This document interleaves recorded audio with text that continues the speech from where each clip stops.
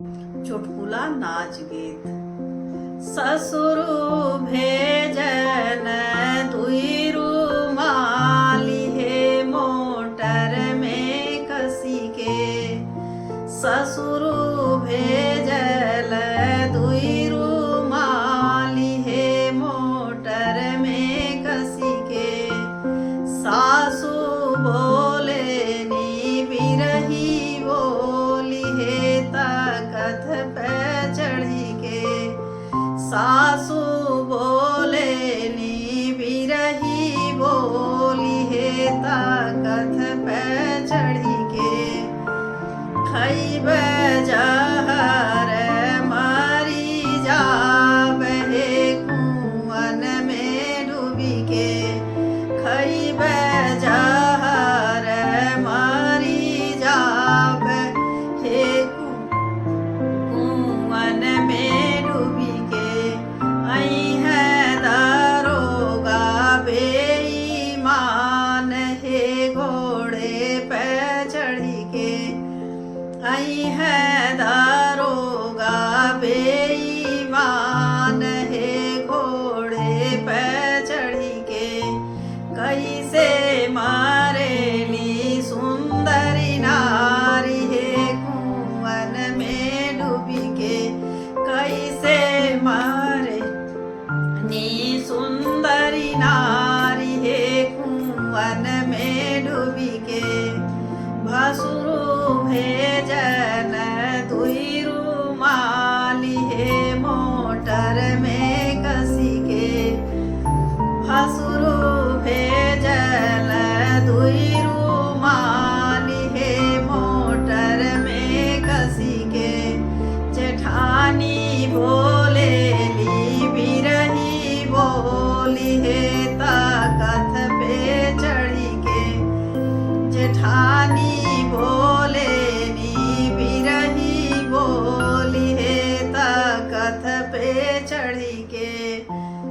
खैब जहर मारी जाबे कुआन में डूबी के।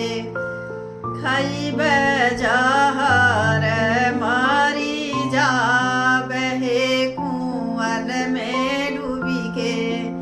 आई है दारोगा बेईमान हे घोड़े पे चढ़ी के। आई है दारोगा बेईमान हे घोड़े पे चढ़ी के। कैसे मारेली सुंदरी नारी हे कुआन में डूबी के। कैसे मारेली सुंदरी नारी हे कुआन में डूबी के।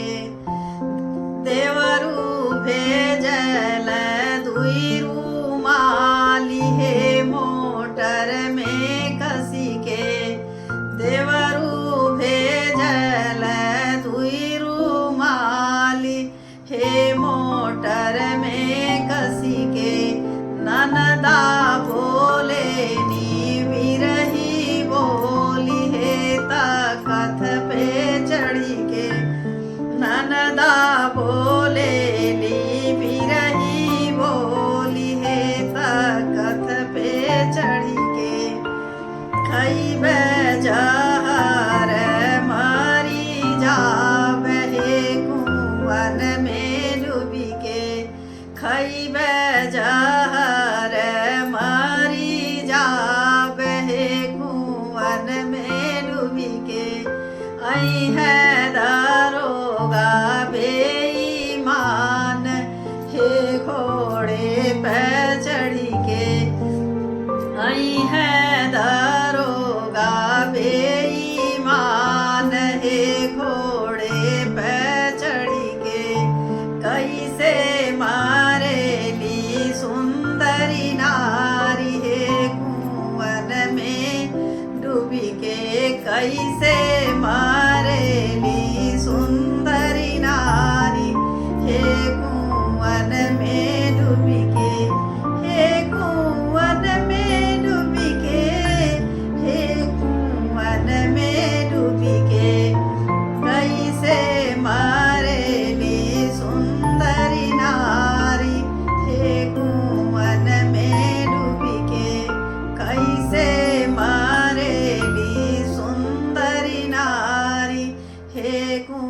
मन